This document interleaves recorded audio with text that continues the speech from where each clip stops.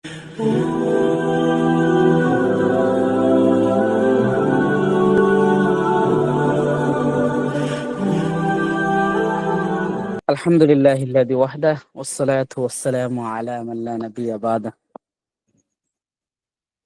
আলহামদুলিল্লাহ, যে আমরা আজকে আমাদের একাডেমিক মানে একেবারে একাডেমিক সিস্টেমে প্রথম দরস, যদিও আমাদের দুইটা দরস হয়েছে, তবে পড়াশোনার মূল হিসাব করলে আজকে আমাদের প্রথম দরস।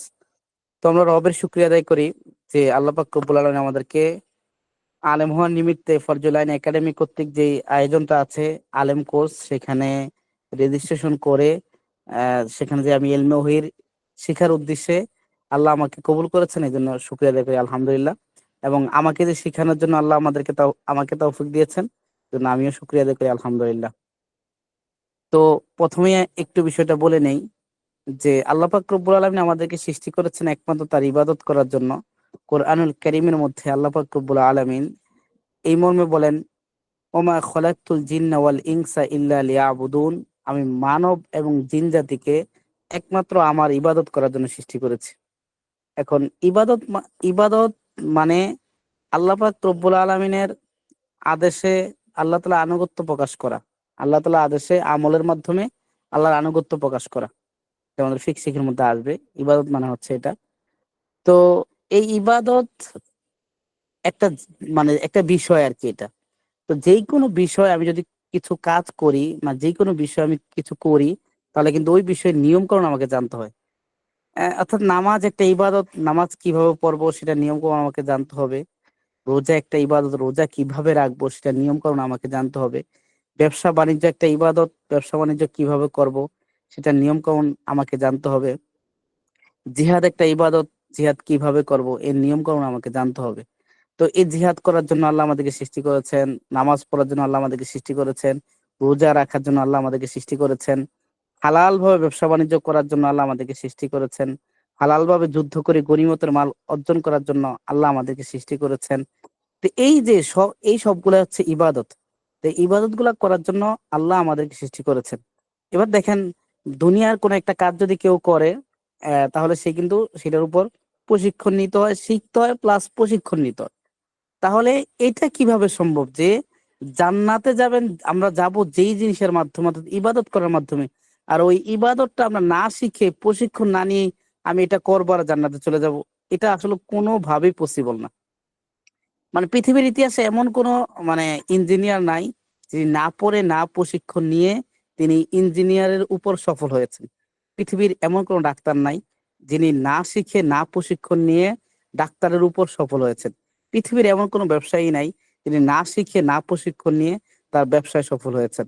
তাহলে এটা কিভাবে সম্ভব যে আমরা ইবাদত না শিখে এবং ইবাদতের প্রশিক্ষণ না নিয়ে আমরা জান্নাতে চলে যাব, মানে ইবাদতের ক্ষেত্রে সফল হব? তো ইবাদত শিখা মানে কি, ইবাদতটা কিভাবে করব, এই কিভাবে কোন ইবাদত করব, কোন নিয়মে করব, এটার নামই হচ্ছে ইলম। তো আল্লাহ আমাদেরকে ইবাদত করার জন্য সৃষ্টি করেছেন। তাহলে উসুল বিদ্যার একটা সুস্পষ্ট মূলনীতি হচ্ছে যে কোন একটা ফরজের যেটা মাধ্যম, ওই মাধ্যমটাও ফরজ। কোন একটা হারামের যেটা মাধ্যম, ওই মাধ্যমটাও হারাম।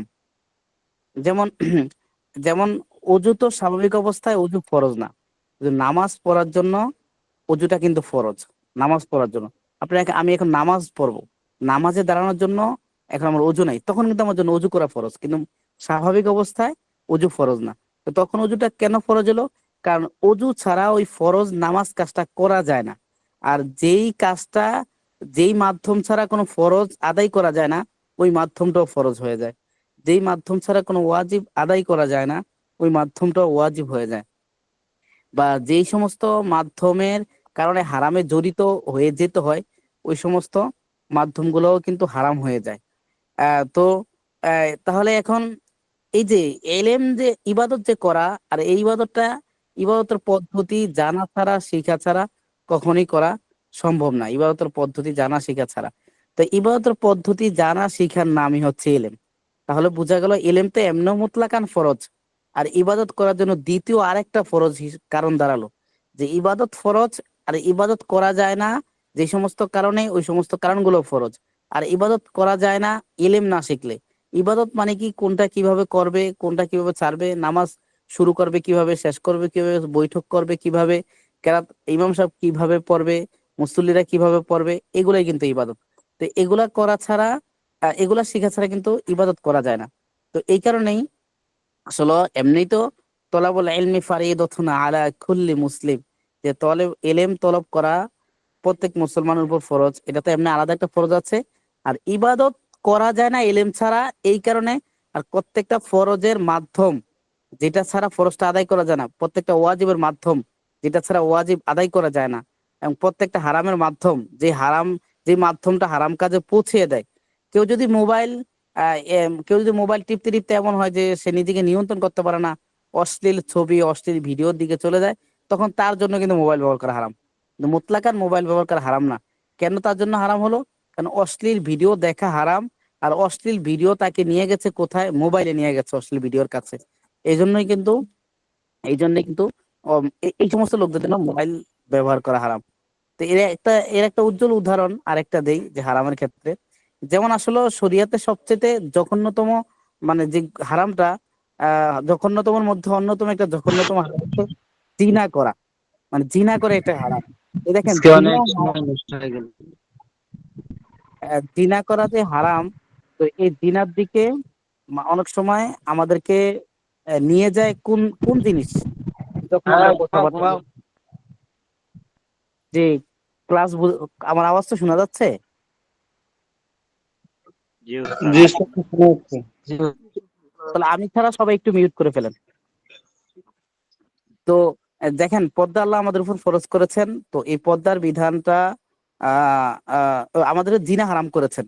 তো এই জিনার কাজে যাতে আমরা জড়িয়ে না পড়ি, এই জন্য কিন্তু দেখা সাক্ষাৎ পর্দা ব্যবস্থাকে হারাম করেছেন। মুতলাকান পর্দাটা হারাম হয়েছে শুধু জিনাতে যাতে করে মানুষ জড়িয়ে না পড়ে। তাহলে বোঝা গেল কি, মানে এমন কোন সিস্টেম, এমন কোন মাধ্যম, এমন কোন নিয়ম, যেই সিস্টেম যেই নিয়ম মানুষকে হারাম কাজে লিপ্ত করে, তাহলে ওই নিয়ম ওই সিস্টেম হারাম হয়ে যায়। যেমন একজন আরেকজনকে দেখা, একজনের সাথে আরেকজন কথা বলা, এই দেখা এবং কথা বলা একটা পর্যায়ে মানুষকে কোথায় নিয়ে যাবে? সরাসরি জিনার দিকে নিয়ে যাবে। জন্য দেখা এবং কথা বলাটাই শরিয়ায় কি করে দিয়েছে? হারাম করে দিয়েছে। তো এখন এই জন্য আমাদেরকে আল্লাহ যেহেতু আমাদেরকে ইবাদত করার জন্য সৃষ্টি করেছেন, এই জন্য আমাদেরকে এলেম শিখতে হবে। আল্লাহ যে সমস্ত ইবাদতকে আমাদের উপর ফরজ করেছেন, ওই সমস্ত ইবাদত আদায়ের যে উপকরণ গুলো আছে, ওগুলো কিন্তু ফরজ। আল্লাহ যে সমস্ত বিষয় আমাদের উপর হারাম করেছেন, ওই হারামের যে সমস্ত জিনিস পৌঁছিয়ে দেয়, যে নিয়ম, যে মাধ্যম, যে তরিকা, সিস্টেম গুলো হারাম। এটা একটা মানে গুরুত্বপূর্ণ উসুল, ইসলামী শরিয়ার মূলনীতি। এই মূলনীতিটা লিখে রাখবেন, এবং সবাই একটু বলেন, দুই একজন একটু বলেন ইনশাআল্লাহ তাআলা, যে মূলনীতিটা বলা হলো।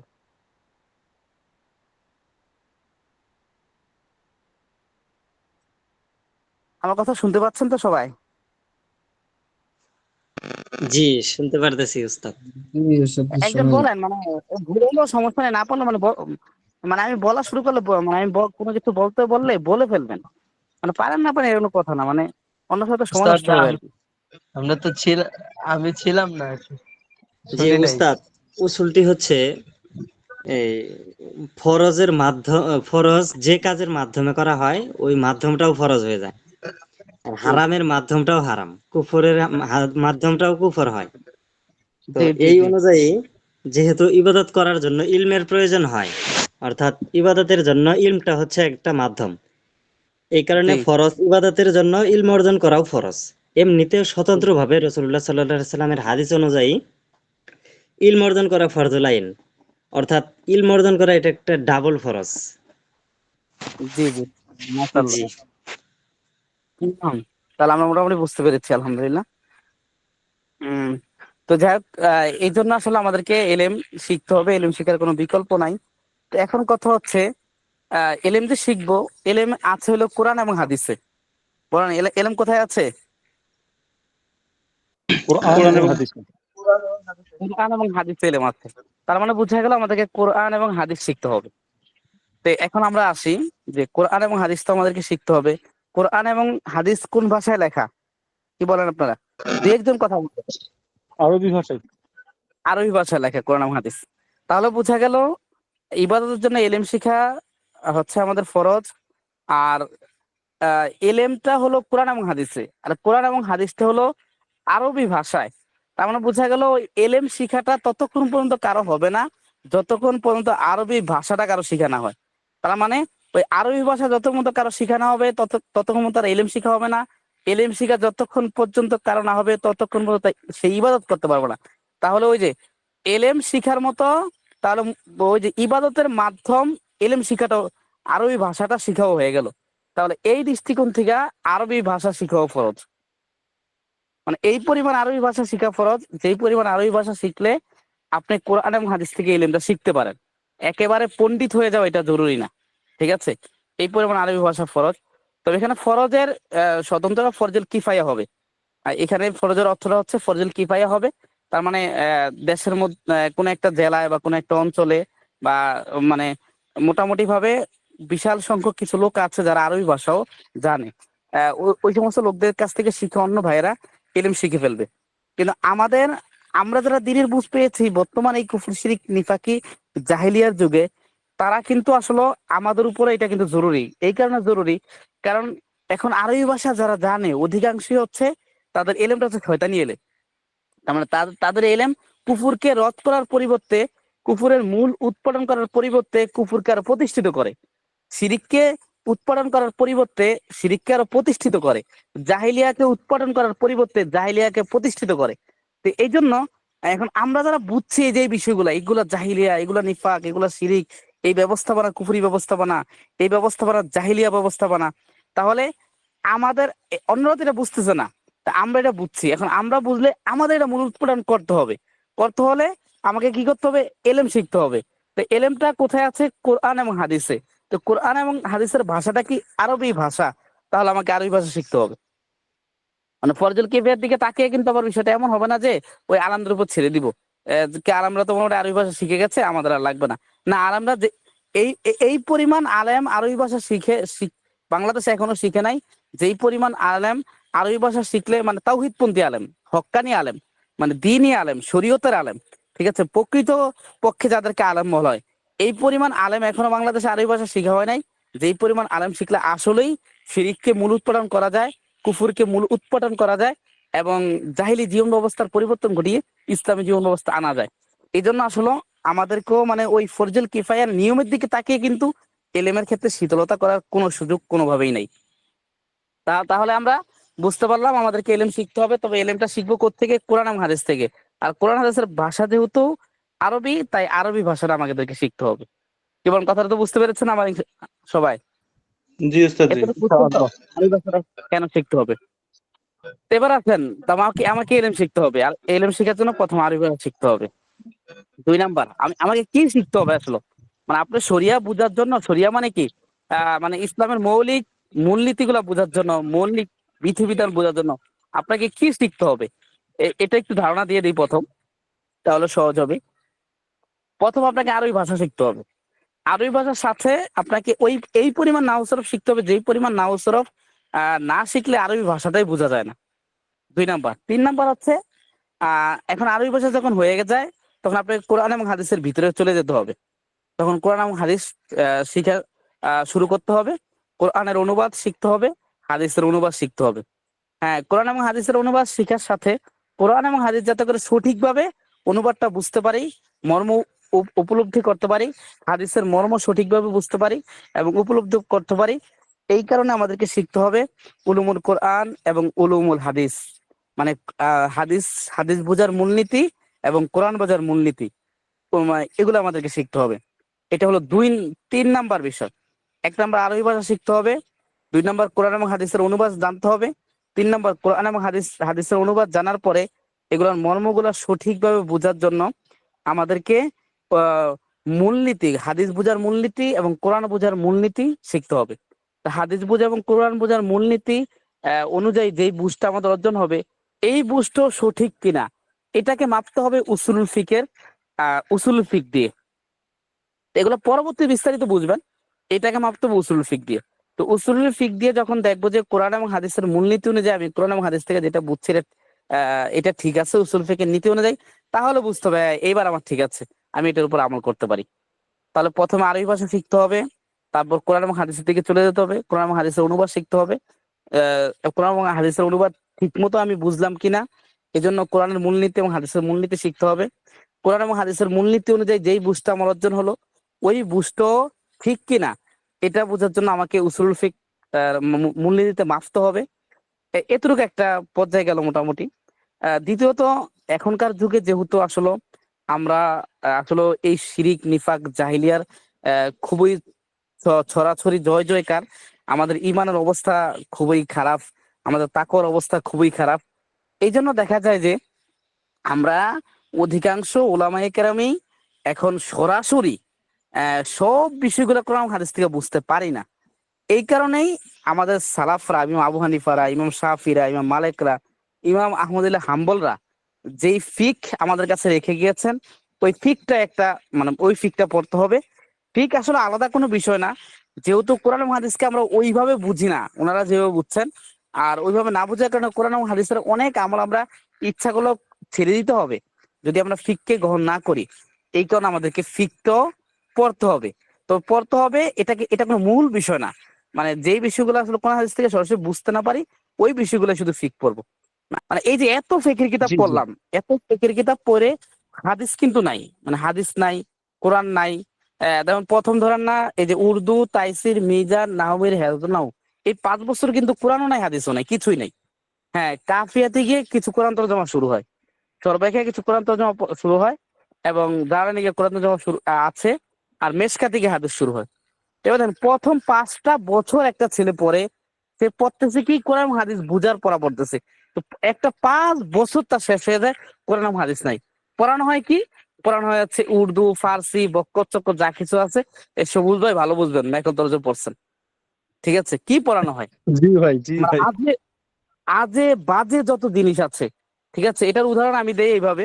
ধরেন না, ওই যে সারাদিন সারাদিন একটা ছেলে ফজরের পর থেকে রাত্র 12টা পর্যন্ত, মানে ধরেন সদরঘাট, গুলিস্তান, যাত্রাবাড়িতে বোতল বোতল টোকাইলো, কিন্তু দেখতে তো দেখা যায় বিশাল পরিমাণ তার মানে পিছনে কাঁধে বোতল বোতল ভরপুর, ঠিক আছে? কিন্তু এটার বেনিফিটটা কি আসলে, কতটুকু হবে?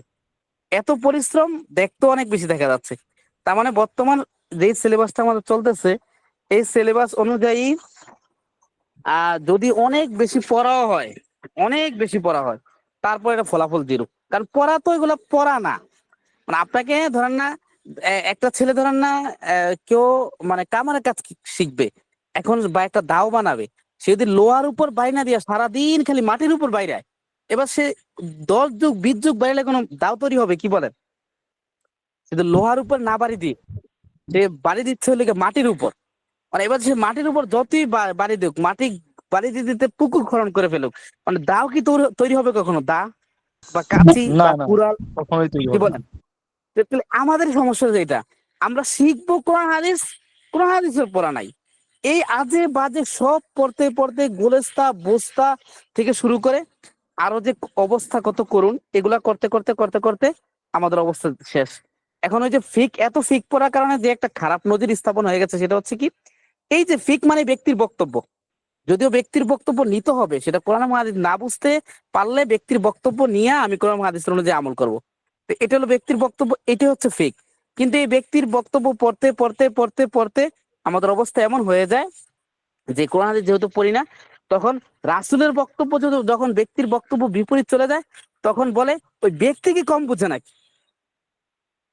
মানে এই যে একটা মেজাজ মানসিকতা তৈরি হয়েছে, এইভাবে পড়ো, এই সিলেবাসটা মানসিকতা তৈরি করছে আমাদের। মানে এই যে, মানে আমরা তো সবসময় ব্যক্তিকেই চিনছি, আমরা নবীর হাদিস তো আমরা পড়িই নাই। ওই লাস্টে 2 বছর নবীর হাদিস পড়েছি, ওখানে তো পড়াশোনা হয় না, ছাত্ররা ওখানে তো ক্লাসই হয় সারাক্ষণ, যারা ভালো করে পড়ে, আর যারা ভালো করে না পড়ে এটা তো ঘুরেই। তো এখন এই যে ব্যক্তির বক্তব্য পড়তে পড়তে, মানে ব্যক্তি আনা একটা মেজাজ, মানে ব্যক্তি আনা মানে ব্যক্তি নির্ভর একটা মেজাজ মানসিকতা তৈরি হয়ে গেছে আমাদের এই সিলেবাসের কারণে। তো এখন এই সিলেবাসের কারণে এই মানসিকতা যখন তৈরি হয়েছে, আপনার ইমাম সাহেব তো এই সিলেবাস পড়ানেওয়ালা ইমাম সাহেব, আপনার এলাকার হুজুরা তো এই সিলেবাস পড়ানেওয়ালা হুজুর। এই কারণে এই হুজুরদের কাছে যখন আপনি যখন কোরআন এবং হাদিস, সরাসরি হাদিস নিয়ে যাবেন, সরাসরি কোরআন কারীমের আয়াত নিয়ে যাবেন, তখন তারা বলবে মানে ওই ওই ওই যে ওই হুজুর কি কম বুঝেনি কোরআন হাদিস। মানে আপনি চিন্তা করে দেখেন, মানে আমাদের সালাফরা ফিকটা কেন লিখলেন? যে কোরআন হাদিস বুঝার জন্য। আর এরা কি করতেছে, এই ফিকটাকে কোরআন এবং হাদিসের বিপরীত দাঁড় করিয়া বলতেছে অমুক বড় হুজুর কি কম বোঝে নাকি। আপনি নিয়ে আসলেন নবীর হাদিস, আপনি নিয়ে আসলেন সরাসরি কোরআনের আয়াত, আর উনি বলতেছেন অমুক শাইখুল হাদিস কি কম বোঝেনি, অমুক পীর কি কম বোঝেনি। এই জায়গাগুলো কেন তৈরি হলো? এই যে বছরের পর বছর ব্যক্তি নির্ভর পড়াশোনা আমরা করেছি, মানে ফিক। তো যাই হোক, এখানে বোঝাতে চাচ্ছিলাম আমি যে ফিক একটা গুরুত্বপূর্ণ বিষয়, তবে ফিকটাকে ফিকের জায়গায় রাখতে হবে। যে ফিক কি, কোরআন এবং হাদিস বুঝার জন্য একটা মাধ্যম। কোরআন যেখানে স্পষ্ট নীতিমালা নাই কোরআন এবং হাদিসে, ওই বিষয়গুলা ফিকের মাধ্যমে আমরা বুঝবো। কিন্তু আমাদের সিলেবাসে ফিকটাকে এমন ভাবে উপস্থাপন করা হয়েছে, এমন ভাবে সাজানো হয়েছে যে ফিকই হচ্ছে মূল। আর এই কারণে আমাদের এই যে এখন এই বর্তমানে চলমান যে অবস্থা তৈরি হচ্ছে, এখন সরাসরি কোরআন এবং হাদিস নিয়ে আসলে এটার কোনো পাত্তা কেউই আমাদেরকে দিচ্ছে না, এটার পাত্তাই দেওয়া হয় না। তো যাই হোক, 1 নম্বর আমাদেরকে আরবি ভাষা শিখতে হবে। কেন শিখতে, আরবি ভাষা কেন শিখতে হবে আমাদেরকে? কারণ আমাদেরকে ইবাদত করতে হবে। ইবাদতের লগে করতে হলে ইবাদতের নিয়ম কানুন জানতে হবে, আর ইবাদতের নিয়ম কানুন আছে কোরআন এবং হাদিসে। আর কোরআন এবং হাদিস হচ্ছে আরবি ভাষায়, এই জন্য আমাকে আরবি ভাষাটা শিখতে হবে। দ্বিতীয়ত কি করতে হবে? কোরআন কারিমের অনুবাদ শিখতে হবে, হাদিসের অনুবাদ শিখতে হবে। তৃতীয়ত কি কি করতে হবে? উলুমুল কোরআন, উলুমুল হাদিস, উসুলুল ফিক শিখতে হবে। চতুর্থতে কি শিখতে হবে? আমাকে ফিক শিখতে হবে। পঞ্চমত আমাকে কি করতে হবে?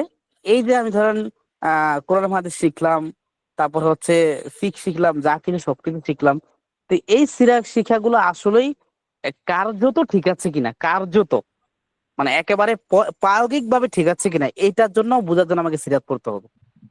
মানে সিরাত হচ্ছে নবী সাল্লাল্লাহু আলাইহি ওয়াসাল্লাম কোন কাজ কিভাবে করেছেন, সাহাবায়ে কেরাম কোন কাজ কিভাবে করেছেন, এটাই হচ্ছে সিরা। তো এখন কোরআন হাদিস বুঝার পরও, কারণ কোরআন তো আল্লাহ নবী সাল্লাল্লাহু আলাইহি ওয়াসাল্লামের উপর অবতীর্ণ হয়েছে, সাহাবায়ে কেরাম স্বচক্ষে কোরআন অবতরণ দেখেছেন এবং ওই সময় ওইভাবে আমলগুলো করেছেন। তার মানে সিরাত যদি একেবারে, সিরাতের মধ্যে যে আমল যেভাবে আছে ওইটি আসলে আমলের মূল রূপ। কারণ কোরআনটা তো ওই সময় অবতীর্ণ হয়েছে যে সময় সাহাবায়ে কেরাম আমল করেছেন। কোরআন তো ওই সময় অবতীর্ণ হয়েছে যখন নবী যখন আমল করেছেন। তো সিরাতের মধ্যে যেই আমলের যেই রূপ আছে, একেবারে সহিহ সিরাতে যেই আমলের যেই রূপ আছে, ওইটাই আসলে মূলত প্রকৃত রূপ আর কি সিরাতের। এই জন্য আমাদেরকে সিরাত শিখতে হবে আর কি।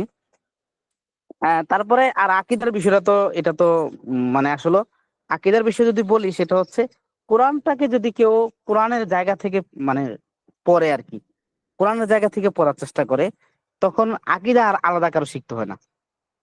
এটা একটা মূল কথা আমি বলে দিলাম আর কি, বুঝছেন? মানে আপনার কোনো বই আকীদা পড়া লাগবে না যদি কোরআনকে কোরআনের জায়গা থেকে আপনি পড়েন।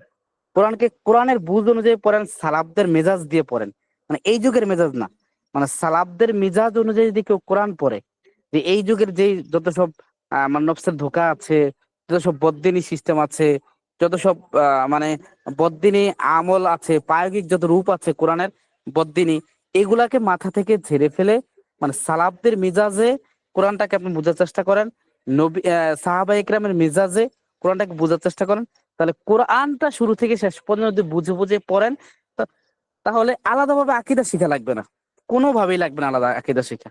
মানে কোরআনটাই আকীদার কিতাব। এটা প্রথম দিন বলেছিলাম, কোরআনই হচ্ছে আকীদার কিতাব, কোরআনটা হচ্ছে আকীদার কিতাব, আর হাদিস হচ্ছে আমল, আখলাক এবং তারবিয়ার কিতাব। কোরআন হচ্ছে আকীদার কিতাব, আর হাদিস হচ্ছে আমল, আখলাক এবং তারবিয়ার কিতাব। তো যাই হোক, এইগুলো হচ্ছে মূল এলেম। তাহলে বুঝতে পেরেছেন মূল এলেম গুলা কি? দেখি একজন একটু বলেন তো। মানে এলেমের মূল ইয়াটা বলেন, মানে এটা একটা মানচিত্র সামনে আমাদের থাকতে হবে না, মানে এলেম মানে কি, এই যে এই জিনিসগুলো জানা হচ্ছে এলেমের মূল বিষয়গুলো। মানে এগুলো হয়ে গেলে সে আলহামদুলিল্লাহ সে আলেম। আরবি ভাষা, কোরআন হাদিসের অনুবাদ, উলুমুল কোরআন, উলুমুল হাদিস, উসুলুল ফিক, আর তারপর হচ্ছে ফিক, তারপর হচ্ছে সিরা, আর আকীদা তো উস্তাদ জি, কোরআনের মধ্যে। জি, একজন একটু বলেন ইনশাল্লাহ। জি উস্তাদ জি, মানে আমরা কোরআন থেকে যেটা শিখছিলাম যে ইলমের মূলনীতি, যে আমাদেরকে ফরজের সকল বিধান যে মাধ্যম থাকবে এটা শেখাটা আমাদের জন্য ফরজ। হারামের যত মাধ্যম আছে এইসবও আমাদের জন্য সব হারাম। তারপরে ইলম শিখতে হবে আমরা কোরআন এবং হাদিস থেকে, যা আরবি ভাষায় আছে। তো আমাদেরকে সেক্ষেত্রে আমাদেরকে আরবি ভাষাটাও আমাদেরকে মূল লক্ষ্যে শিখতে হবে, তাহলে আমরা সঠিকভাবে ইবাদত করতে পারবো। বল এবং ইসলামী মূল জ্ঞান অর্জনের জন্য যা প্রয়োজন আমাদের, 1 নম্বরে আরবি শিক্ষা, আরবি ভাষা শিক্ষা, যার সঙ্গে তারপরে নাহু সরফ শিখতে হবে। তার নাহু সরফ হলে আমাদের কোরআন এবং হাদিসের অনুবাদ শিখতে হবে, অর্থ করতে হবে। তার পরবর্তীতে আমরা উলুমুল কোরআন এবং উলুমুল হাদিসের মূলনীতি দিয়ে আমরা শিখবো। এই উলুমুল কোরআন এবং উলুমুল হাদিস সঠিকভাবে শিখতে পারলাম কিনা যা আমরা নির্ণয় করব উসুল ফিকার মাধ্যমে। আর তারপরে আমরা সিরাত শিখবো, তারপরে আকীদা শিখতে হবে, সেটা কোরআনকে সঠিক নিয়মে সালাফ এবং সাহাবীদের মেজাজে শিখতে হবে। তাহলে অন্য কোনো কিতাব লাগবে না। আর আমল ও আখলাক তরবিয়ত সবকিছু ঠিক করে আর কি। জি উস্তাদ জি। জি, মাশাল্লাহ। মাশাল্লাহ, সুন্দর হচ্ছে। আরেকজন একটু বলি ইনশাল্লাহ, মানে এলেমের মূল মানচিত্রটা কি আসলে? দেখা গেছে না, একটা মানে আপনি একটা বাড়ি করবেন, বাড়ির মধ্যে কয়টা পিলার লাগে? এই যে মূল এই পিলার গুলো লাগে। তাহলে মূল এলেমটা কয়টা জিনিসের উপর দাঁড়ানো আর কি? মূল এলেমের ভিত্তি হচ্ছে কয়টা জিনিসের উপর। আর এটাই জি, মৌলিক আসসালামু করে আলাইকুম। জি, এলেমের মূল ভিত্তি হচ্ছে 5টা। একটা হচ্ছে আপনার, 1 নম্বর হচ্ছে আরবি ভাষা শিখতে হবে আমাদেরকে, যেহেতু সমস্ত এলেম আমরা আরবি ভাষা থেকে পাই। এজন্য আমাদেরকে আগে আরবি ভাষা শিখতে হবে। 2 নম্বর হচ্ছে কোরআন ও হাদিস শিখতে হবে, যেহেতু এই ইলমটা কোরআন ও হাদিসের মধ্যে লুকায়িত আছে। এইজন্য আমাদের কোরআন ও হাদিস থেকে শিখতে হবে। 2 নম্বর কথা, কোরআন এবং হাদিস শিখতে গেলে আমাদের যে কোরআন এবং হাদিস থেকে আমরা কি শিখতে পেলাম, এটার মূল নীতি আমাদেরকে বুঝতে হবে উলমুল ফিক দ্বারা। অর্থাৎ ফিক শিখতে হবে আমাদের। কোরআন এবং হাদিসের মূলনীতি বুঝতে গেলে আমাদেরকে ফিক শিখতে হবে। আর ফিক শেখার পরে আমাদের আমল আখলাক সঠিক এবং ঠিক মতো শেখার জন্য আমাদেরকে সিরাত পড়তে হবে, যে আল্লাহ রসুলের জীবনী, আল্লাহ রসুল কিভাবে চলেছেন, সাহাবীরা কিভাবে চলেছেন, আল্লাহ রসুল কোনটা করেছেন, কোনটা সেরেছেন, এগুলা বোঝার জন্য আমাদেরকে সিরাত পড়তে হবে। অর্থাৎ কোরআন থেকে আমরা আকীদা পাবো। কোরআন হচ্ছে টোটাল আকীদার একটা কিতাব। কোরআন থেকে আমরা টোটাল আকীদা পেয়ে যাবো, আর হাদিস থেকে আমরা আমল আখলাক, আচরণ, চরিত্র এগুলো শিখতে পারবো ইনশাআল্লাহ। জি, ইনশাআল্লাহ তাআলা। রয়েছে। আরেকজন বলি ইনশাল্লাহ, তিনজনের থেকে শুনবো। জি উস্তাদ জি, মূল ইলম হচ্ছে কোরআন এবং সুন্নাহ। এখন কোরআন এবং সুন্নাহ জি যেহেতু আরবি ভাষায় লিখিত, সুতরাং আমাদের কোরআন এবং সুন্নাহ পড়তে হলে প্রথমে আরবি ভাষা শিখতে হবে। আরবি ভাষা শিখে আমরা কোরআন ও সুন্নাহকে অনুবাদ করব। এখন কোরআন অনুবাদ করার সময় কোরআনের অনুবাদটা আমার সঠিক হইল কিনা এর জন্য উলুমুল কোরআন এবং হাদিসের অনুবাদটা সঠিক হচ্ছে কিনা এর জন্য উলুমুল হাদিস পড়তে হবে। আর তর্জমা করার সময় প্রয়োজনীয় নাহু সরফ পড়তে অনুবাদ হবে। না, এখানে অনুবাদ না, বিষয়টা হচ্ছে কোরআন এবং হাদিসটা বোঝা সঠিক হচ্ছে কিনা আমার, এই জন্য উলুমুল কোরআন পড়তে হবে। এবং জি হাদিসটা বোঝা, আমি যেভাবে বুঝতেছি এইভাবে বুঝটা ঠিক আছে কিনা হাদিসটা, এই জন্য উলুমুল হাদিস পড়তে হবে। তো এই উলুমুল এবং হাদিস এবং উলুমুল কোরআন দ্বারা যেটা বুঝলাম ওইটা আবার ঠিক আছে কিনা, এটার জন্য উসুল ফিক করতে হবে। জি, জি সামনে বলেন। জি, এরপর উসুলুল ফিক শেখার পরে আমি কোরআন সুন্নাহ থেকে যা পাইলাম নির্যাস, এটুকু আমার জীবনে আমল করার জন্য সিরা পড়তে হবে, যে রাসূলুল্লাহ সাল্লাল্লাহু আলাইহি সাল্লাম বিষয়গুলোকে কিভাবে আমল করছেন, এবং সাহাবাদের জীবনী পড়তে হবে, সাহাবারা কিভাবে আমল করছেন এই বিষয়গুলা। জি জি জি জি, মাশাআল্লাহ। তো যাই হোক, আশা করি সবাই বুঝতে পারছেন। তাহলে এলিমের মূল একটা চিত্র আমাদের সামনে চলে আসলো আজকে। তো এলেম যেহেতু মূল আরবি ভাষায়, এজন্য আরবি ভাষাটাই আমরা কি করব, প্রথমে ভালো করে শিখবো ইনশাআল্লাহ তাআলা। তো গতকালকে যেটা বলা হয়েছিল এলেম পাওয়ার জন্য 3টা বিষয়, এটা তো আশা করি খেয়াল আছে। দ্বিতীয় যে বিষয়টা বলা হয়েছিল যে সময় অপচয় না করা, সময় হেফাজত করা। দেখেন, আমি একটা কথা একটু ক্লিয়ার করি, যে অন্যান্য যে একাডেমি গুলো আছে, অনলাইনে বহু একাডেমি আছে, ওনাদের একটা মূল স্লোগান হচ্ছে আমরা ক্লাসের পড়া ক্লাসেই শিখিয়ে দিব, ক্লাসের পড়া ক্লাসে বুঝিয়ে দিব, মানে ক্লাসের বাইরে না পড়লে হবে। আমার কিন্তু মূলনীতি এটা না ভাই। আমার বিষয়টা হচ্ছে আপনাকে বাইরেও পড়তে হবে, বাইরেও আপনাকে পড়তে হবে। বাইরে এই কারণে আপনাকে পড়তে হবে, কারণ ক্লাস তো ক্লাসই, ক্লাসের পড়াটা আপনাকে বুঝিয়ে দিলাম, কিন্তু আপনাকে মানে গভীর ভাবে কিছু বুঝতে হইলে এবং গভীরে ঢুকতে হলে আপনাকে নিজে পড়তে হবে। নিজে না পড়লে শুধু উস্তাদ থেকে শুনবেন, ক্লাসের পরে আবার পরের দিন ক্লাসে আসবেন, এটা কখনোই সম্ভব না আসলে এইভাবে আলেম হওয়া। এটা যে সম্ভব না, দুনিয়ার বাস্তবতা এটা। যেমন ধরেন আমরা কম্পিউটার শিখি বা যে কোনো কাজ শিখি, আমি গ্রাফিক ডিজাইন শিখি, আমি ওয়েব ডিজাইন শিখি। দেখেন আমরা যে ওয়েব ডিজাইন শিখি, তো ওই শিখতে গেলে দেখা গেছে আমাদেরকে যে ওস্তাদ ও যে শিক্ষক, যে মেন্টর শিখায়, এ কিন্তু দুই একবার দেখে দেয়, আমরা কিন্তু বারবার এটা প্র্যাকটিস করতে থাকি। কি বল, বিষয়টা তো এমনই। এ দেখিয়ে দেয়, আমরা বারবার কি করতে থাকি, প্র্যাকটিস করতে থাকি। আর বারবার কম্পিউটার দেখিয়ে দেয়। কম্পিউটার যারা শিখে অফিস, দেখা গেছে নিজস্ব কম্পিউটার পরে কিনে কিনে নেয়, ল্যাপটপ কিনে নেয়, বাড়িতে এসে প্র্যাকটিস করে। তার মানে আপনাকে আসলেই আমার এখানে ক্লাসের পরে বাইরেও পড়তে হবে। না পড়লে কিন্তু আপনি মানে এটা আহ তেমন ভালো কিছু করতে পারবেন না। ঠিক আছে, এই জন্য প্রত্যেককে অনুরোধ থাকবে যে আমাদের প্রত্যেকের যেই সময়টা থাকবে বাড়তি কাজ করার, ওই সময়টা শুধু পড়ার জন্যই থাকবে। আমি ঘুরতে ফিরতেছি তখন আমার মুখে পড়া থাকবে, কারণ এখন পিডিএফ সবকিছু তো আমি দিয়ে দিব, আমি যেগুলো পড়তে দিব আপনাদেরকে সবগুলোর পিডিএফ দিয়ে দিব। পিডিএফ যদি দিয়ে দিই, আপনি যে কোনো অবস্থায় যেখানেই আপনি সম্ভব সেখানে কিন্তু পড়তে পারবেন। আপনার কিতাব হাতে থাকাও কিন্তু জরুরি না। তো মেজাজটা আমাকে এমন বানাইতে হবে আলেম হওয়ার জন্য, খুব ভালোভাবে বুঝি যে যখনই আমি সময় পাবো তখনই ওইটা আমার পড়ার সময়। বলেন বুঝতে পারছেন কিনা, যে আমার যখনই আমি সময় পাবো, মানে বাড়তি যখন দেখা গেছে 10 মিনিট খাওয়ার পরে ঘুমাবো, মানে ঘুমাইতেও তো একটু কেউ ঘুমিয়ে গেলে তো সাথে সাথে চোখ বন্ধ হয়ে যায় না, মানে ঘুম চলে আসে না, কি বলেন, এটা সম্ভব? না একটু 2-3 মিনিট 5 মিনিট সময় লাগে ঘুম আসলে? কি বলেন? সময় তো লাগে, অবশ্যই সময় লাগে। একটু সময় লাগে। তাহলে এই যে সময় লাগে না, এই যে 2-4 মিনিট সময় লাগলো, এটা আমি আমার পিডিএফটা সামনে থাকবে, আমি পড়তে পড়তে ঘুমিয়ে যাব। আমি এক জায়গায় একটা কাজে গেলাম, যে আধা ঘন্টা দেরি হচ্ছে, লোকটা আসতেছে না, তখন আমি কি করব, ওই ওই যে কাজে গেলাম যে লোকটা আসতেছে না, যে তো আমি বসে থাকবো না খালি খালি, আমি পড়া শুরু করে দিব। আমার কাছে তো পিডিএফ আছেই। আমি একটা ধরেন একটা আমি দোকানদারি করি, উদাহরণস্বরূপ ধরেন, তো দোকানের কাস্টমার তো সবসময় থাকে না, মাঝে মধ্যে আসে মাঝে মধ্যে আসে না, অনেক সময় আধা ঘন্টা বসে থাকতে হয়। তো সেই হিসাবে যখন কাস্টমার না থাকে তখন আমি আমি আমার পড়া পড়তে থাকবো। তার মানে যে যত ব্যক্তিগতভাবে পড়বেন সে তত আগাইতে পারবেন, এটা হলো মূল কথা। মানে যে যত ব্যক্তিগতভাবে বেশি পড়বেন ক্লাসের বাইরে, সে তত বেশি আগাইতে পারবেন। আর যে তত কম পড়বেন সে তত পিছিয়ে থাকবেন। এটা হলো মূল কথা আর কি। আল্লাহ তাআলা আমাদেরকে বেশি পড়ার তৌফিক দান করুন, সবাই বলি আমিন। আমিন।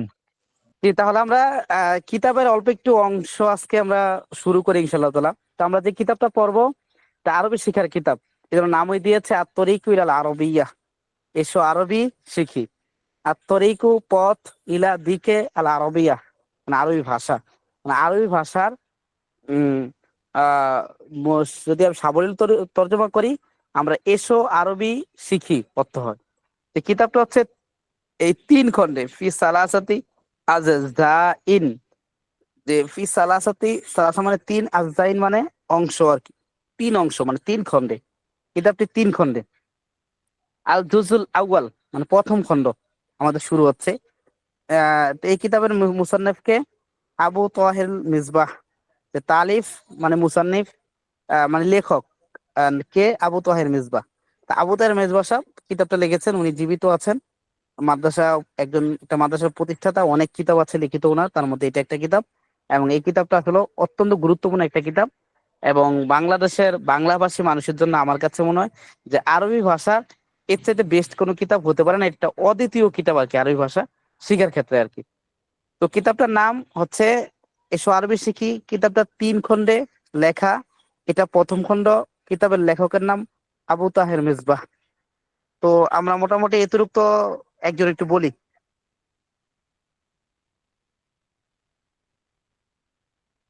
এতটুকু একজন একটু বলি। কিতাবের নাম, কিতাবটা কত খণ্ডে লেখা, আমরা কোন কোন খণ্ড পড়বো এখন, এবং কিতাবের লেখক। জি, কিতাবের নাম এসো আরবি শিখি। মোট 3টি খণ্ড আছে, আমরা প্রথম খণ্ড পড়ব। আর লেখক আবু তাহের মিসবাহ হাফিজাহুল্লাহ। জি, মাশাআল্লাহ। তো এই প্রথম খণ্ডের মধ্যে 3টা অধ্যায় আছে। প্রথম খণ্ডে কয়টা অধ্যায় আছে? 3টা অধ্যায় আছে। 3টা। 3টা অধ্যায় আছে।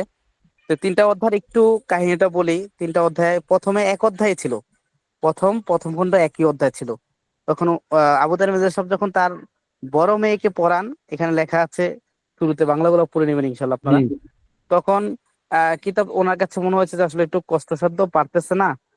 তখন উনি প্রথমে একটু সহজ, পরে মিডিয়াম বাক্য, তৃতীয় থেকে একটু কঠিন বাক্যগুলো আনছেন 3য় খণ্ডের মধ্যে। মানে প্রথম অধ্যায়ের 3য় প্রথম খণ্ডের 3য় অধ্যায়ের মধ্যে। প্রথম খণ্ডটাকে 3টা ভাগে ভাগ করেছেন, প্রথম অধ্যায়, দ্বিতীয় অধ্যায়, তৃতীয় অধ্যায়। তো প্রথম অধ্যায়ে একেবারে মোটামুটি সহজ সহজ বাক্যগুলো নিয়ে আসছেন, দ্বিতীয় অধ্যায় একটু মিডিয়াম কোয়ালিটির বাক্য নিয়ে আসছেন, তৃতীয় অধ্যায় মিডিয়ামের থেকে আরেকটু হালকা একটু হার্ড বাক্য নিয়ে এসেছেন। তখন এইভাবে পড়িয়ে দেখছেন যে উনি মাশাল্লাহ ওনার মেয়ে পারে। পরে এইভাবে এই কিতাবটাকে শ্রেণীবিন্যাস করা হয়েছে। তো আপনি এটা একটা মানে দেখতে পাচ্ছেন পৃষ্ঠার মধ্যে বিসমিল্লাহির রহমানির রহিম, তারপরে আল কোরআনুল কারীম ওয়াল হাদিসুস শরীফ আল লুগাতুল আরবিয়্যা।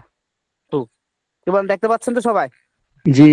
জি জি ইনশাআল্লাহ। এই বিসমিল্লাহ দিয়ে শুরু করবো কেন, কারণ প্রত্যেকটা কাজ বিসমিল্লাহ দিয়ে শুরু করতে হয়। এই হাদিসের মধ্যে আছে বিসমিল্লাহ দিয়ে যে কাজ শুরু করানো হয় সেটা অসম্পূর্ণ হয়, সেটা লেস কাটা হয়, সেটা কোনো বরকত থাকে না। তো বিসমিল্লাহ দিয়ে শুরু করতে হয় প্রত্যেকটা কাজ। আর বিশেষ করে খাবার জাতীয় কোনো কিছু খেতে হলে অবশ্যই বিসমিল্লাহ পড়তে হবে। নবী সাল্লাল্লাহু আলাইহি ওয়াসাল্লাম বলেছেন অর্থাৎ শয়তান এসে তার খাবারে যুক্ত হয়, এটা বরকত থাকে না। এই জন্য খাবার জাতীয় আইটেম তো অবশ্যই পড়তে হবে, বাকি সব কাজের শুরুতে বিসমিল্লাহ পড়তে হবে। তো মুসান্নাফ রহিমুল্লাহ তাআলা, মুসান্নাফ হাফিজাহুল্লাহ তাআলা, মানে লেখক হাফিজাহুল্লাহ তাআলা, যে এই জন্য বিসমিল্লাহ দিয়ে কিতাব শুরু করেছেন। তারপরে আল কোরআনুল কারীম ওয়াল হাদিসুস শরীফ আল লুগাতুল আরবিয়া, এটা থেকে একটা মেসেজ আমাদেরকে দিতে যাচ্ছেন উনি, যে কোরআন এবং হাদিস, ওই যে বলছিলাম না এলেমটা কোথায় আছে, কোরআন এবং হাদিসের মধ্যে। কোরআন এবং হাদিস। ওই যে কোরআন হাদিস। মানে কোরআন হাদিস কি একজনে পড়া শুরু করলেই মানে সে এলেম সব ঢুকতেছে তার মধ্যে, কি বলেন? জি না। কারণ এটা তালা মারা, এটা কি মারা? তালা মারা। মারা। ওলামা হাদিসের তালাটা তালাটা দেখা যায় তো, কি বলেন? জি জি। জি তালাটা এই যে কত বড় তালা দেখছেন, দেখছেন নেই? জি। এইভাবে তালা মারা, এই তালা মারা কোরআন এবং হাদিসটা হচ্ছে তালা মারা। এখন এই কোরআন এবং হাদিসের ভিতরে ঢুকতে হলে মানে আসলে কোরআন পড়া, হাদিস পড়ার অর্থ হচ্ছে কোরআন বুঝে পড়া এবং বুঝে পড়া এবং আমল করা, এটাই অর্থ কিন্তু কোরআন পড়া। কোরআন পড়া আমাদের সমাজে যেটা মনে করা হয় যে আলহামদুলিল্লাহ রাব্বিল আলামিন আর রহমানির রহিম মালিক ইয়াউমিদ্দিন, মানে এই যে এইভাবে পড়া, আসলে এটা কোরআন পড়া বলা হয় না। কোরআন পড়ার প্রথম মিনিং হচ্ছে কোরআন বুঝে পড়া। কোরআন পড়ার দ্বিতীয় মিনিং হচ্ছে কোরআন বুঝে পড়া, যেই বুঝটা আছে ওই বুঝটা অনুযায়ী আমল করা। কোরআন পড়া বলতে সালাফরা এটাই বুঝতেন। তো এখন এই যে অন্যথায় কিন্তু আর এই তালাই তো থাকে না, কারণ কোরআন তো মোটামুটি সবাই পড়তে পারে, বাইঙ্গা বুইঙ্গা যেভাবে হোক সেভাবে। বাংলা ওই যে বাংলা অনুবাদ দেওয়া, বাংলা ওই যে কি জানি উচ্চারণ দেওয়া থাকে না, কি বল, জি। অনেক কোরআন শরীফ আছে না বাংলা উচ্চারণ দেওয়া থাকে, তো ওইভাবে তো জি অনেকে পড়ে করতে পারে। তাহলে তো তালা দেওয়ার অর্থ কি থাকলো? আমার কথা কি বুঝতে পেরেছেন? জি জি মানে আমরা বর্তমানে কোরআন পড়া, যেটা কোরআন পড়া বলতে যেটা পড়ি বুঝি, বা আমরা কোরআন তেলাওয়াত যেভাবে করি এটা আসলে কোরআন তেলাওয়াতের মধ্যেই পড়ে না, যদিও সব পাবো, কিন্তু কোরআন তেলাওয়াতের অর্থ এটা না। কোরআন তেলাওয়াতের অর্থ বা হাদিস পড়ার অর্থ হচ্ছে প্রথম কোরআন এবং হাদিসকে বুঝা, বুঝে বুঝে পড়া। দ্বিতীয় অর্থ হচ্ছে এই কোরআন হাদিসের যে বুঝটা আমি বুঝলাম ওইটা অনুযায়ী আমি আমল করা, এটা হচ্ছে কোরআন অর্থ। এটা যদি অর্থ না নেওয়া হয় তাহলে এই তালার আর কোনো অর্থ থাকে না। অন্যথায় তো কোরআন মোটামুটি সবাই বা যে কোরআন এবং হাদিসের যে আরবিরও উচ্চারণ গুলো লেখা থাকে, কোরআন সেই হিসাবে সবাই পড়তে পারে, তাহলে তালা মারার কোনো অর্থ থাকে না। এখানে তালার অর্থ হচ্ছে কোরআনকে বুঝতে হবে, বুঝে পড়তে হবে, হাদিসকে বুঝতে হবে, বুঝে পড়তে হবে। এক্ষেত্রে আমি একটা কথা বলি আর কি, আমাদের কিছু ভাই আছে না একটু ওই যে মাতখালি যারা আছে, এরা তো নিজেরা দাবি করেন যে কোরআন না বুঝে পড়লে সোয়াবই হয় না। এই দাবিটা ভুল, যদিও এই দাবির অসারতা নিয়ে আজকে আলোচনা করব না। কিন্তু আরেকটা বিষয় আমাদের খেয়াল রাখতে হবে, আমাদের কওমি ধারার অনেকে বলেন সেটা যে কোরআন সাধারণ মানুষ কোরআন বুঝে পড়তেই পারবে না। এই দুটোটাই কিন্তু বাড়াবাড়ি, দুটোটাই বাড়াবাড়ি। যে কোরআন না বুঝে পড়লে সওয়াব নাই, এটাও ভ্রান্ততা, এটাও একটা ভ্রষ্টতা। কোরআন না বুঝে পড়লে সওয়াব নাই, এটাও একটা ভ্রষ্টতা। আর কোরআনকে পড়াই যাবে না, মানে বুঝে পড়তেই পারবে না কেউ, সাধারণ মানুষ বুঝে পড়তে পারবে না, একের বড় ফকি বড় মুফতি হইতে হবে, অন্যথায় কেউ কোরআন বুঝে পড়তে পারবে না, এইটাও ভ্রষ্টতা। এই দুটোটাই ভ্রষ্টতা। তবে একটা বিষয় এই ক্ষেত্রে লক্ষণীয়, সেটা হচ্ছে কোরআন যদিও না বুঝে পড়লে সওয়াব হয়ে যায়, কিন্তু কোরআন থেকে হিদায়াত কেউ পেতে হলে তাকে কোরআন বুঝে পড়তে হবে। এটা কোরআনের একটা মূলনীতি, যে কোরআন আমাদের মাতখালি ভাইরা যারা বলে যে কোরআন না বুঝে বলে সওয়াব নাই, তাদের এই এই দাবি পরিপূর্ণ ভ্রান্ত। আমাদের কওমি যে সমস্ত ভাইরা বলে যে কোরআন বড় ফকি হইতে হবে কোরআন বুঝে পড়ার জন্য, সাধারণ মানুষ কোরআন বুঝে পড়তেই পারবে না, এটাও ভ্রষ্টতা, এটা একটা ভ্রান্ত বিষয়। তবে এখানে বিষয় হচ্ছে কোরআন না বুঝে পড়লেও সওয়াব পাবে। তবে কোরআন থেকে কেউ হিদায়েত পেতে হলে অবশ্যই তাকে কোরআন বুঝে পড়তে হবে।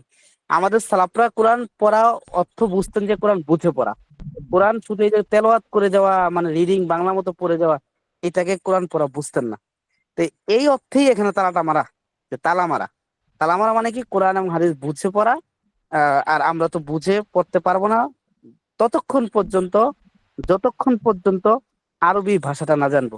এই জন্য নিচে দেওয়া আছে সাবি, দেখেন সাবিটা দেখা যাচ্ছে তো, আর জি। লোগাতুল আরবিয়া। তার মানে সাবি দিয়ে আমি আরবি ভাষাটা, এই আরবি ভাষা নামক সাবি দিয়ে কোরআন এবং হাদিসের তালাটা খুলে আমি কোরআন এবং হাদিসের ভিতরে ঢুকবো। তার মানে আরবি ভাষা শিখার আগ পর্যন্ত কেউ কোরআন হাদিসের ভিতরে ঢুকতেই পারবে না। কি বলেন, আরবি ভাষা শিখার আগ পর্যন্ত কেউ কোরআন হাদিসের ভিতরে ঢুকতে পারবে না? না না। তো এই এই জায়গার মিনিং তো আমরা বুঝছি, কোরআনুল কারীম ওয়াল হাদিসুল শরীফ অন্তর্গত 12তে। তো কিছু কথা এগুলো আমরা ইনশাআল্লাহ পড়বো ধীরে ধীরে। তারপর এই যে প্রথম অধ্যায়, প্রিয় তালিবুল ইলম, ঠিক আছে? তুমি আল্লাহর কালাম এবং আল্লাহর নবীর কালাম বুঝতে চাও, আর সেজন্য আরবি ভাষা শিখতে চাও। আরবি ভাষা শিক্ষা গ্রহণের আজ তোমার প্রথম দিন, আজকের দিনটি তোমার জীবন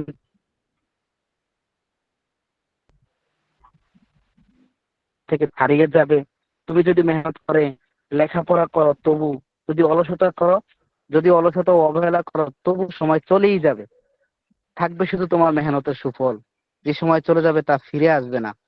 সুতরাং জীবনের মহামূল্যবান সম্পদ সময় সম্পর্কে সাবধান হও। আজ থেকে আরবি ভাষা শিক্ষা করার মহান সাধনায় আত্মনিয়োগ করো এবং সময়ের সদ্ব্যবহার করো। আবার বলছি, সময়ের সদ্ব্যবহার করো। সময় চলে যাবে, থাকবে শুধু তোমার মেহনত। প্রতি বছর প্রথম দিন সবাইকে সতর্ক করি, এই কথাগুলো বারবার বলি, কিন্তু সবাই সতর্ক হয় না। অসতর্কতায়, অবহেলায় অনেকেই সময় অপচয় করে।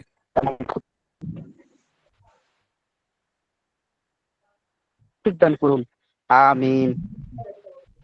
কি বলেন, মানে যে আমি যেই কথাগুলো বলছি হুবাহু আহ আমিন। ওই আমিন। কথাগুলাই বলেছেন, কি বলেন, হুবাহু জি জি। হ্যাঁ ওই কথাগুলাই বলেছেন। তাহলে আমরা যে কিতাবটা শুরু করতেছি, এই কিতাবের লেখক যে নির্দেশনা আমাদেরকে দিয়ে দিলেন, এই নির্দেশনা আমরা অক্ষর অক্ষরে মানবো। কি বলেন, ইনশাআল্লাহ সময় হেফাজত করবো, সময়কে নষ্ট করবো না। মানে আমাদের সময়টা হবে বাধ্যগত কাজ করার পরে, ওই সময়টা হলো পড়ার জন্য। ওই সময়টা কিসের জন্য? পড়ার সময়। ওই সময়টা কিসের জন্য? পড়ার সময়। পড়ার জন্য। আল্লাহ আমাদেরকে তৌফিক দান করুন। তালিবুল ইলমের আমিন। পাক্ষিক স্বাক্ষর। আরবি ভাষা, আমার আরবি ভাষা শিক্ষার একটি পক্ষ আজ শেষ হলো, শুরু হতে যাচ্ছে পরবর্তী পক্ষ। আমি দৃঢ় প্রতিজ্ঞা করছি, ইনশাল্লাহ এবার আরো বেশি মেহনত করব, সময়ের আরো বেশি হিফাজত করব এবং আল্লাহর মদদ ও সাহায্য লাভের জন্য আল্লাহর আদেশ নিষেধ মেনে চলার চেষ্টা করবো ইনশাআল্লাহ তাআলা। এই যে আমাদের আদ-দারসুল আউয়াল, আমাদের পড়া শুরু হয়ে গেল ইনশাআল্লাহ তাআলা। আলহামদুলিল্লাহ। আদ-দারসুল আউয়াল অর্থ, আদ-দারসুল আউয়াল শব্দটা কি? আদ-দারসুল আউয়াল। আউয়ালু, দুটোর মধ্যে পেশ হবে। আদ-দারসুল আউয়ালু, প্রথম পাঠ। আদ-দারসুল আউয়াল অর্থ কি? প্রথম পাঠ। প্রথম পাঠ।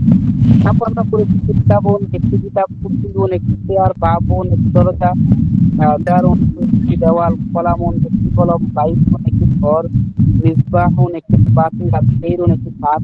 এগুলো আমরা পড়েছি। এগুলোতে একটা শব্দ, শব্দ ব্যবহার করি আমরা, কথা হচ্ছে জন্য প্রথম শব্দগুলো শিখিয়েছেন, পরে ব্যবহার শিখিয়েছেন।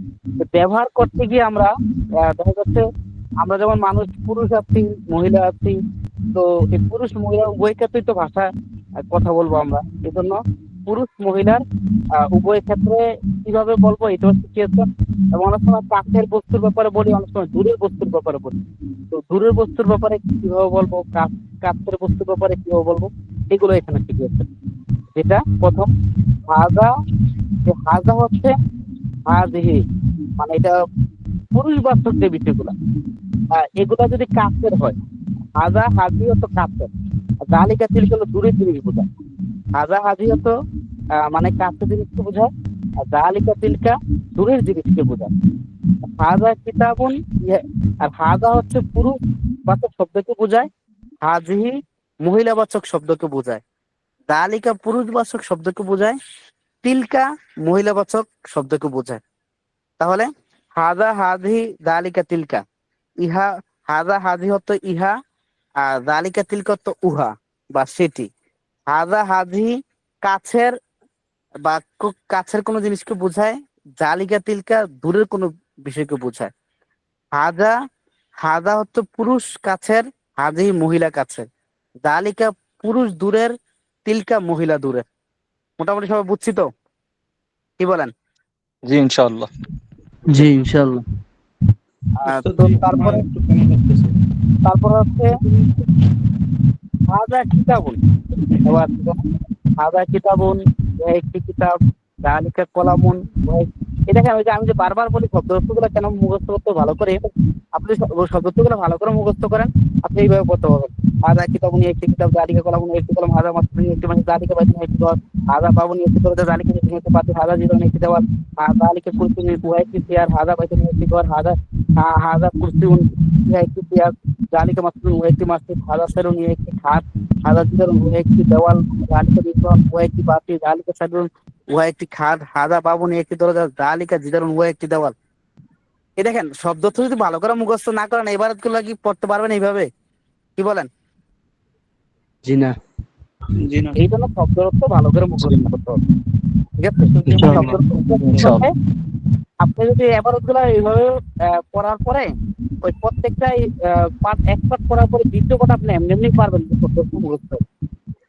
প্রথম যেমন এই প্রথম পার্ট যেমন আমাদের শেষ হবে, দ্বিতীয় পার্ট এমনি পড়তে পারবেন, ঠিক আছে? তো এখন আমাদের অনেক ভাই তো আজকে কি করে নাই, শব্দ তো মুখস্থ করে আসে না, এই জন্য আজকে বেশি পড়ালাম না আর কি। এতটুকুই।